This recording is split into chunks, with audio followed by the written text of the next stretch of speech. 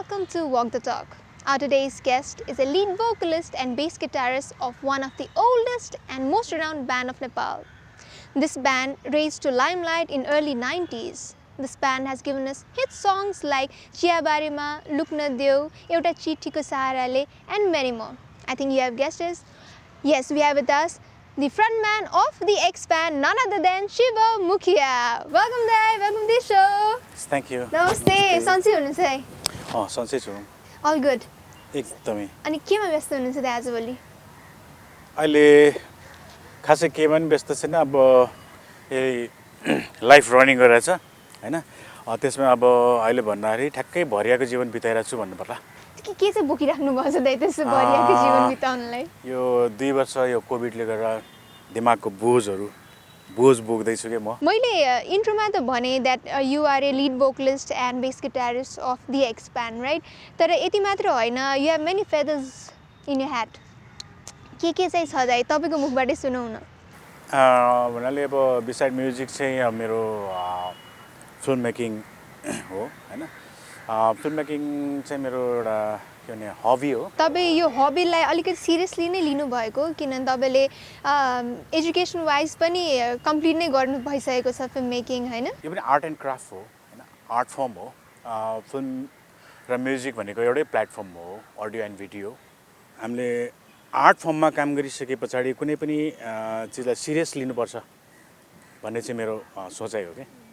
त्यही भएर यसलाई अब एकाडेमिकली पनि मैले जाउँ भनेर अब हावामा बनाएर पनि त भएन हैन। अनि त्यो फेरि खिच्ने मात्रै पनि त मुभी होइन, तर अब यसको हैन अब भिजुअल लिटरेचर हुन्छ हैन, भिजुअल ल्याङ्ग्वेजहरू हुन्छ हैन। अब क्यामेरालाई हामीले पहिला डिभाइस भन्ठान्थेँ म, तर अब फिल्म मेकिङमा अब चाहिँ क्यामेरालाई हामीले कलमको रूपमा युज गर्नु पर्यो हैन। अनि क्यामेराले लेख्ने हो नि त त्यो भिजुअल स्टोरी, त्यो स्टोरी टेलिङमा।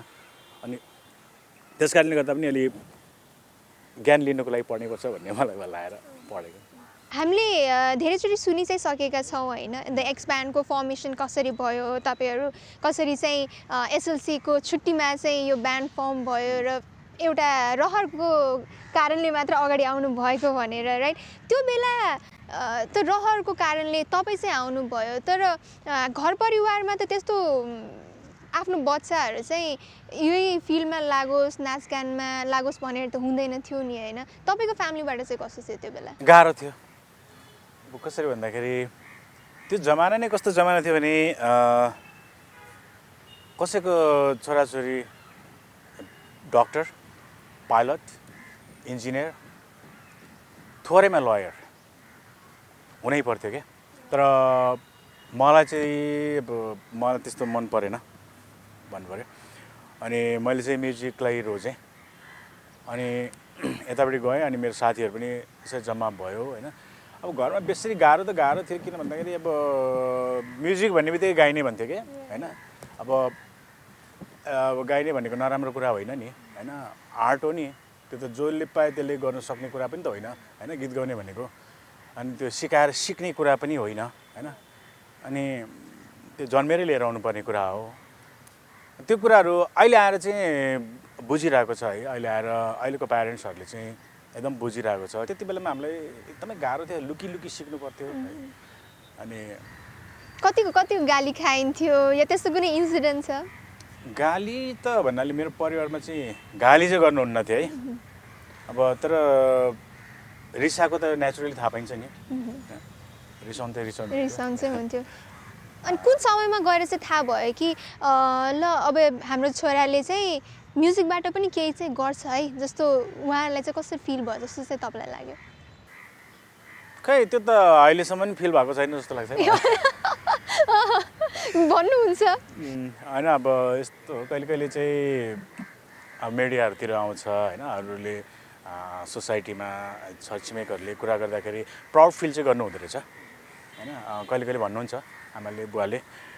तर यसरी त्यो अब भनौँ न अहिले लाइफ सेटल भयो यस्तो भनेर त्यस्तो खालको चाहिँ अहिले पनि गर्नुहुन्न होइन।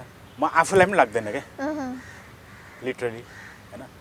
खासै त्यस्तो के भन्छ भने हामी रहर पुरा गरेको जस्ट सर्भाइभ चाहिँ छ होइन वेल सर्भाइभ। तपाईँले ल पनि पढ्नु भएको थियो राइट? यो पनि के रहर थियो घरको कारणले थियो के चाहिँ थियो? मेरो आमाको रहर के मलाई लयर बनाउने नि आमाको रहर अनि त्यो आमाको रहर पुरा गर्नलाई पढ्दै मैले म यस्तै 1 महिना जस्तो गएँ होला कलेज। त्यो बेलामा हाम्रो फर्स्ट इयरमा चाहिँ कस्तो नि 9वटा सब्जेक्ट हुन्थ्यो होइन आइएलको फर्स्ट इयरमा 1 महिना गएँ तर मैले पास गरिदिएँ 1 महिना सरसरी पास गरिदिएँ तर म भित्री मनबाट पढेको चाहिँ होइन। कहिले भन्नुहुन्छ आमाले चाहिँ म लयर नबनिकन चाहिँ म्युजिसियन बनियो भने अहिले पनि कहिलेकाहीँ कुरा यसो टुच्च सुनाइहाल्नुहुन्छ? भन्नुहुन्न त्यसो चाहिँ छैन? होइन आमालाई पनि मैले गाना गाएको चाहिँ मन पराउनुहुन्छ किन भन्दाखेरि मेरो आमा पनि गाउनुहुन्छ क्या। ए ओके।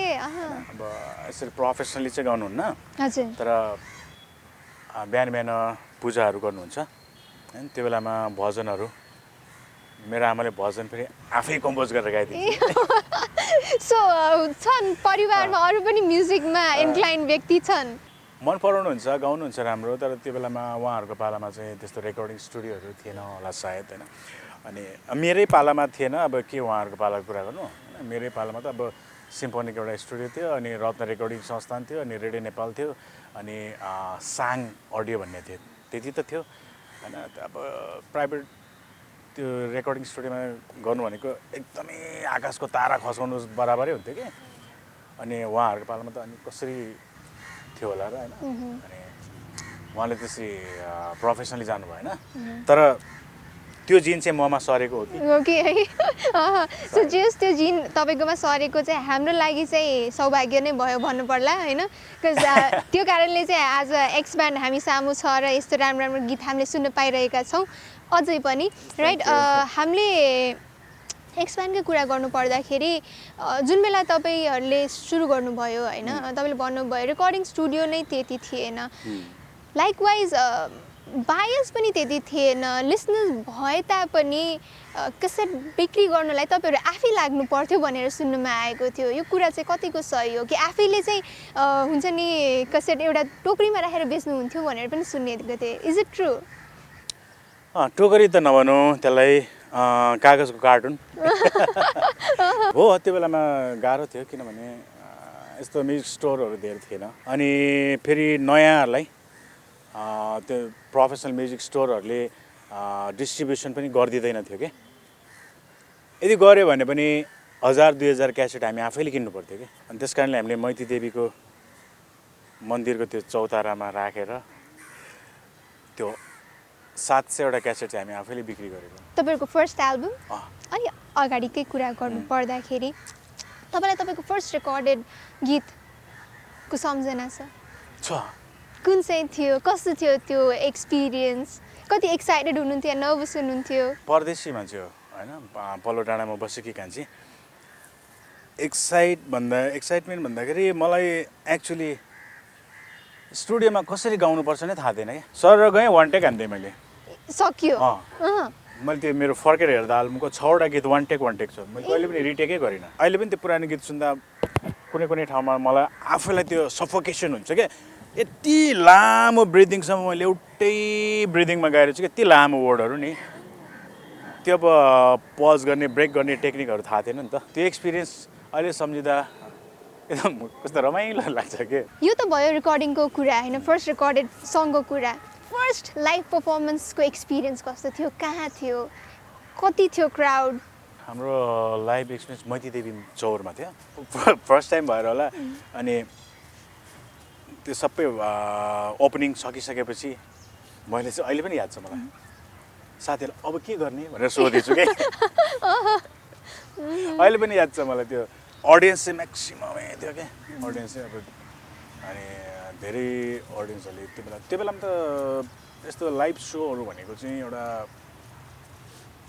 एकदमै चार्मिङ हुन्थ्यो कि फेस्टिभलै जस्तो गरेर एकदमै ठुलो मनाइन्थ्यो फेस्टिभल जस्तो हुन्थ्यो होइन अब कहाँ टाढा टाढा टोलको मान्छेहरू पनि आएर इन्जोय गर्थ्यो होइन अहिले जस्तो थिएन नि त लोकगीत भए पनि हेर्नु जाने हो त्यहीँ होइन दोहोरी भयो भने त्यहीँ हेर्नु जाने हो आधुनिक भयो भने त्यहीँ हेर्नु जाने हो अनि अब रमाउने हो कन्सर्टहरू हेर्नु भने त्यहीँ जाने हो जे भए पनि म्युजिकल सो चाहिँ हो त्यस्तो थियो कि पहिला राइट जुन तपाईँले भन्नुभयो जे भए पनि म्युजिकल सो हो हामीलाई त्यो त अडियन्सलाई भ्युवर्सलाई चाहिँ हेर्नु पाए पुग्थ्यो होइन यो एज अ म्युजिसियन तपाईँलाई पनि बजाउनु पाए पुग्थ्यो भनेर सुनेको थिएँ तपाईँले चना चटपट समेतको लागि बजाउनु भयो अरे यो चाहिँ कतिको सही हो त्यो चाहिँ अब यस्तो हुन्थ्यो हामीलाई प्लेटफर्म चाहिएको थियो नि त प्लेटफर्म चाहिएको थियो हामीलाई पनि देखाउनु थियो मान्छेहरूलाई होइन अनि त्यही भएर नि होला सायद होइन एउटा हुटुटी थियो कि कसरी हामीले चाहिँ अब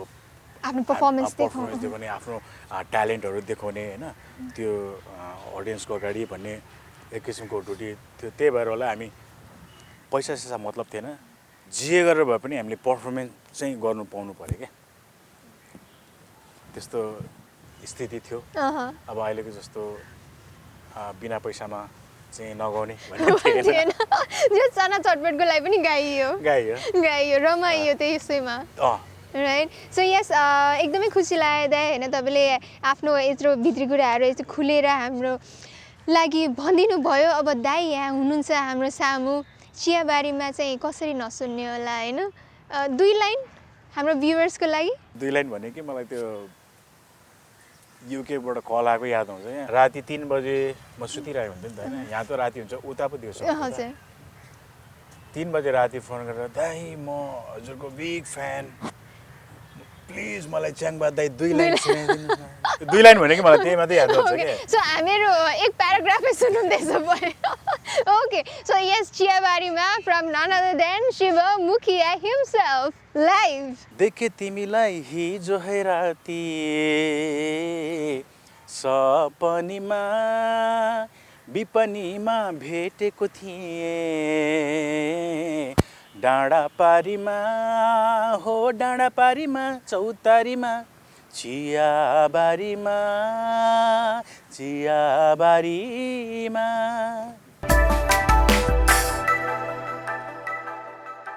We are still in conversation with none other than Shiva Mukhia and we are up with our second segment that is Know Me Better जहाँ हामी शिव मुखियालाई अझ नजिक लिएर निहाल्ने प्रयास गर्छौँ सो हामीले केही प्रश्नहरू प्रिपेयर गरेका छौँ you just need to answer that okay कोसिस गर्छु ओके मेरो पहिलो प्रश्न who was your worst teacher in school and why त्यो रवि सर रिस उठ्दाखेरि चाहिँ त्यो भीमसेन पातीको त्यो लौरो यति लामो यति मोटो लौरो भाँचिने गरेर ढाडमा हान्थ्यो कि उहाँले चाहिँ ए ओके अनि त्यही भएर चाहिँ मेरो लाइफको वर्स्ट टिचरै हो खानु भएको छ एकदम धेरै कस्तो चाहिँ हुनुहुन्थ्यो पढाइमा स्कुलमा हुँदाखेरि तपाईँ एभरेज हो म लास्ट बेन्च बोय हो ए ओके अनि अलिक बेसी छुकछुकै भएर होला बेसरी भेट्थ्यो मजाले नै खाइन्थ्यो कुखुरा पनि सबभन्दा ज्यादा मै भन्थेँ what's your best childhood memory शिवरात्रिको बेलामा हामीले जुन किसानहरूको त्यो बेलामा एकदम मैतीदेवी खाली हुन्थ्यो कि 4टा घर थियो किसानै किसान हुन्थ्यो आलु कौलीहरू होइन अब गोलबेडाहरू यस्तो हुन्थ्यो शिवरात्रिको दिनमा चाहिँ चोरिन्थ्यो क्या ए तपाईँहरू मिलेर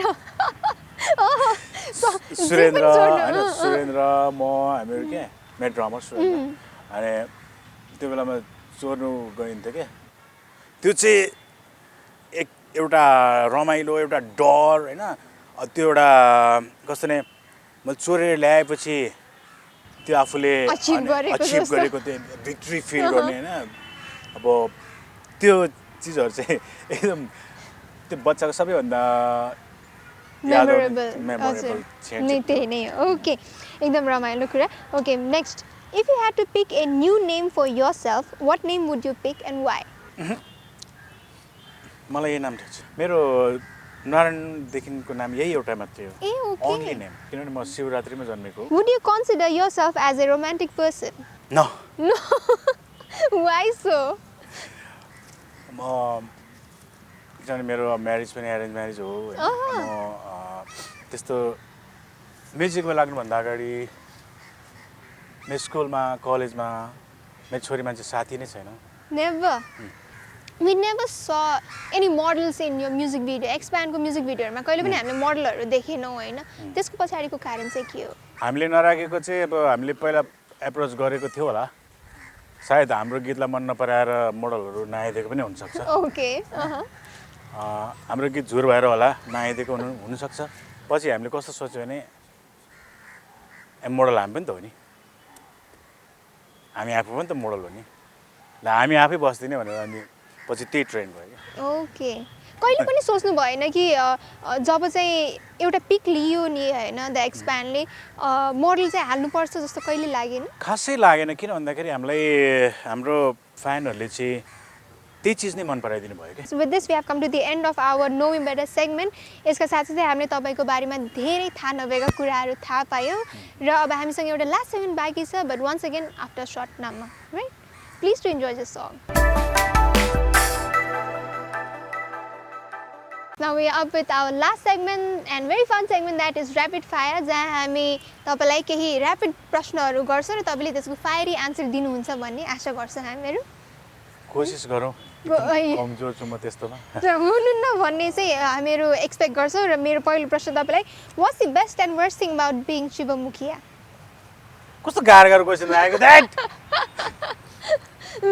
भनिहाल्नु पर्यो तपाईँले, ऱ्यापिड पो हो त नि। कस्तो यस्तो पनि यस्तो गाह्रो क्वेसन पनि ऱ्यापिडमा हुन्छ? बेस्ट चाहिँ थाहा छैन मलाई, वर्स्ट चाहिँ म टाइममा झडङ्ग रिसाउँछु क्या। Who is your all-time favorite international musician? It's also a tough question. This is rapid fire and you can't escape. Deep Purple. Who is your favorite musician from Nepal? Rapid. It's a dilemma question. All are good. No. तपाईँले यसरी diplomatic answer त दिनु पाउनै हुन्न। कस्तो हुन्छ कि अब आर्टमा कम्पिटिसन हुँदैन क्या, कसैलाई आर्टमा मेजर गर्न सक्दैन क्या, आर्टलाई मेजर गर्ने डिभाइस हुँदैन क्या। त्यस कारणले यो राम्रो यो नराम्रो भन्नै मिल्दैन क्या, सबै आफ्नो ठाउँमा राम्रो हुन्छ क्या। मैले नराम्रो सोधेकै छैन तपाईँलाई हैन। अब त्यस कारणले अब मैले राम्रो भन्यो भने अर्को नराम्रो हुन्छ नि त। एउटा फेभरेट त हुनु भइहाल्छ नि। हैन, यो सबै नै मेरो फेभरेट छ क्या, अब किनभने मलाई सबै मनपर्छ क्या। एकदम डिप्लोमेटिक आन्सर दिनुभयो उहाँले। एनिवे टाइम वेस्ट नगर्दै म मेरो अर्को प्रश्नमा जान चाहन्छु, and that is name us one overrated musician of Nepal. Now let's make this rapid fire fiery. We are not getting that fire from you. Come on, Shiva Mukhya gives that fire भनेर थाहा छ नि त हामीलाई. You need to give us the answer. Shiva Mukhya. Overrated? Okay, कस्तो same answer दिनुभएको. Anyway, next. One person you call the most in a day and why? My life partner. And why? You said you aren't much of a romantic person. Like खुल्दैछ अब बिस्तारै हैन? मलाई गाली गर्ने बानी छ नि त. उसको गाली नसुनेसम्म मलाई खाएको पनि पर्दैन. Okay, so just भाउजूको गाली चाहिँ खानै पर्छ खाना सँगसँगै. त्यो चाहिँ एउटा मेरो डेजर्ट भइसकेको छ. Okay. एबिचुअल भइसक्यो के मलाई मेरो अब श्रीमतीले चाहिँ एकदम पोजिटिभ भाइब्स दिन्छ के उठ्ने बित्तिकै के हैन. अनि आज यहाँसम्म आइपुग्यो म उसैले गरेर हो. उसकै सपोर्टले हैन. घरको सपोर्ट बिना त केही हुँदैन नि त. त्यही भएर म सो उहाँले भन्नुभयो उहाँ रोमान्टिक हुनु न भनेर त्यो चाहिँ हामीलाई भन्नुको लागि मात्र भन्नुभएको हो. यसलाई रोमान्टिक भन्नु मिल्दैन नि. यसलाई रोमान्टिक भनिँदैन. लाइफ हो यो नि त. ओके. लाइफको एउटा जर्नी हो. रोमान्स लाइफको जर्नीमा पर्दैन दाइ? पर्छ होला हैन. तर मैले अघि भनेको चाहिँ बिफोर म्यारेजको कुरा नि त. ओके. तर मैले त्यो पनि प्रश्न खास बिहा पछिको लागि नै सोचेको थिएँ. तपाईँ आफ्नो श्रीमतीसँग कति रोमान्टिक हुनुहुन्छ भनेर. मैले क्वेसन बुझिन छु कि के हो त्यसो. Okay. So anyway, is there anyone you wish to collaborate with? If yes, who is it and why? म नेपालको सबैसँग प्राय आर्टिस्टहरूसँग कोलाबोरेसन गर्ने सोचमा छु हैन. म चाहिँ फर्स्टमा चाहिँ म मनोज केसी हाम्रो 1974 को उहाँसँग कोलाबोरेट गर्ने बारेमा हामी कुरा पनि भइसक्यो. उहाँसँग गर्दैछु. गर्दै हुनुहुन्छ. ओके. चाँडै नै हामीहरू सुन्न पाउने छौँ कि? सायद चाँडै सुन्न पाउनुहुन्छ होला. Now choose quickly. म तपाईँलाई दुईटा अप्सनहरू दिन्छु, त्यसबाट चाहिँ तपाईँले चुज गर्नुपर्ने हुन्छ. Okay. Dogs or cats? Dogs. Facebook or TikTok? Facebook. Okay. Football or cricket? Football. Veg or non veg? Non-veg, obviously. Okay. Horror or comedy? Comedy. Casual or formal? Casual. Last, summer or winter? Winter, of course. Okay, so yes, with this we have come to the end of rapid fire. Rapid fire को choose quickly मा चाहिँ you were quite rapid. अरूमा चाहिँ तपाईँले हामीलाई त्यति fiery answer दिनु भएन. होइन त्यो फायरी भन्दा पनि एकदमै यो ट्रिकी र एकदमै त्यो डेन्जर क्वेसन थियो क्या वास्तवमा मेरो पर्सपेक्टिभमा चाहिँ कस्तो नि त्यो ऱ्यापिड फायरमा त्यो क्वेसन राख्नु हुँदैन है त्यो क्वेसन राख्नु हुँदैन. Okay, and with this we have come to the end of our program. आजको प्रोग्रामको अन्त्यतिर नै आइसकेका छौँ. It was very nice to have you in our show. It was actually an honor to have you in our show. धेरै वर्षदेखि तपाईँलाई सोमा बोलाउने प्रयास जारी नै थियो तपाईँ हाम्रो हैन, तर आज आएर चाहिँ यो प्रयास पुरा भयो. Thank you so much for accepting our invitation. अनि तपाईँको एक्सपिरियन्स कस्तो रह्यो हामीसँग? Thank you very much for remembering me. Thank you very much for inviting me. मैले चाहिँ अब पहिला बहिनीले बोलाउनु खोज्नु भएको रहेछ. त्यो बेलामा चाहिँ मेरो भाग्य थिएन भनौँ न. अहिले आएर चाहिँ अब एकदम खुसी लाग्यो. एउटा नयाँ किसिमको मैले सो पाएँ, वक द टक. प्राय बसेर मात्रै बोलिन्थ्यो नि त.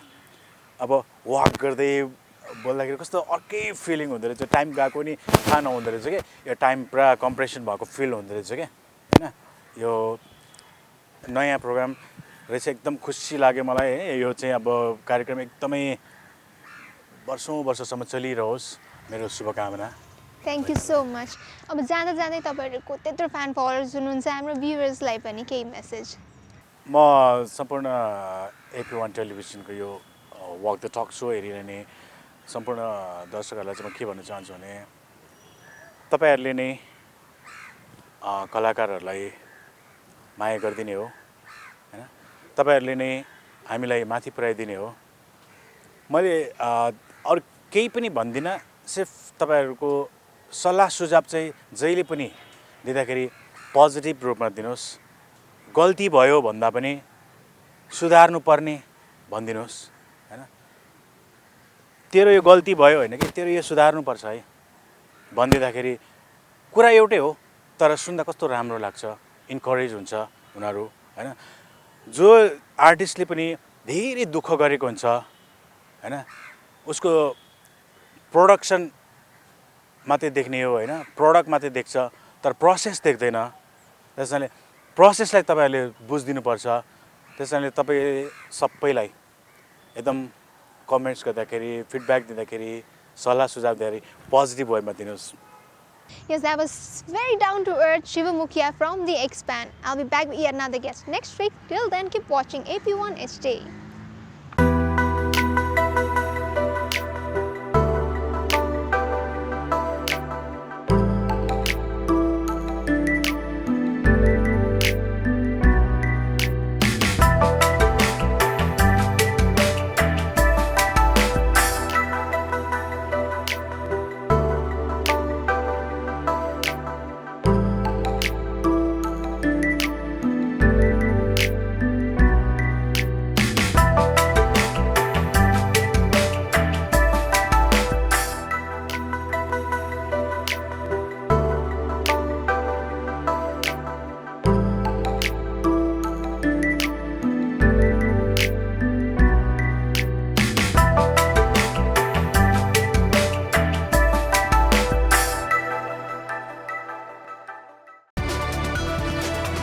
It's an AP1 presentation.